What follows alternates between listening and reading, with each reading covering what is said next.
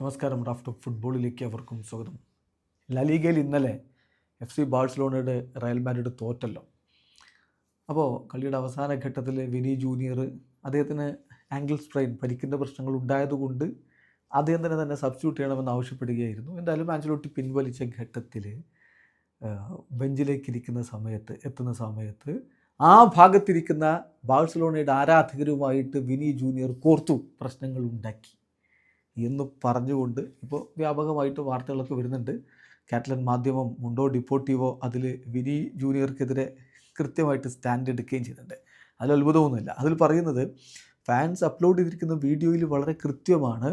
Brazilian താരം ഫാൻസിനെതിരെ insult ചൊരിഞ്ഞു, ഒരു ഗ്രൂപ്പിനെ മൊത്തം പ്രൊവോക്കേറ്റ് ചെയ്യുന്ന രൂപത്തിലുള്ള പ്രവർത്തനമാണ് ചെയ്തത്.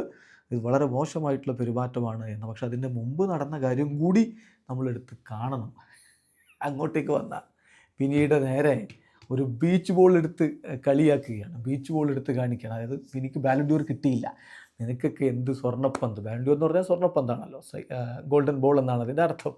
സോ ഗോൾഡൻ ബോളല്ല, നിനക്ക് ബീച്ച് ബോളാണ് കിട്ടുക എന്ന് പറഞ്ഞുകൊണ്ട് മുമ്പ് കഴിഞ്ഞ തവണ ബാലൻഡ്യൂർ കിട്ടാത്തതിന് കളിയാക്കുകയാണ് ചെയ്തിരിക്കുന്നത്. സോ അതിനോടാണ് യഥാർത്ഥത്തിൽ വിനി പ്രതികരിച്ചിരിക്കുന്നത്. സംഗതി ഇപ്പോൾ വിനി എവിടെ പോയാലും ആ പഴയ ബാലൻഡ്യൂർ, അതായത് കഴിഞ്ഞ തവണത്തെ ബാലൻഡ്യൂർ വിനിക്ക് കിട്ടാത്തതിൽ ആഘോഷിക്കുന്ന എതിർ ടീം ആരാധകരെയാണ് കാണുന്നത്. ഇതിപ്പോൾ പല ബാഴ്സ ആരാധകരുടെയും പ്രവർത്തനങ്ങൾ കണ്ടാൽ വിനിക്ക് ബാലൻഡ്യൂർ കിട്ടാത്തത് അവർക്ക് ബാലൻഡ്യൂർ കിട്ടിയ പോലെ ആഘോഷിക്കുന്ന ഒരു സ്ഥിതിവിശേഷമാണ്.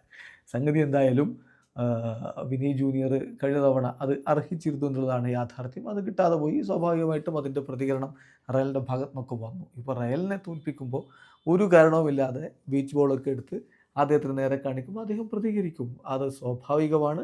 പക്ഷേ ഇത് വിനിയുടെ ഭാഗത്തു നിന്നുള്ള വലിയ പ്രൊവോക്കേറ്റീവായിട്ടുള്ള പ്രവർത്തനമാണ് എന്ന രൂപത്തിലാണ് ഇപ്പോൾ പലരും പ്രചരിപ്പിക്കുന്നത്. വീഡിയോ സാധിക്കുന്നു.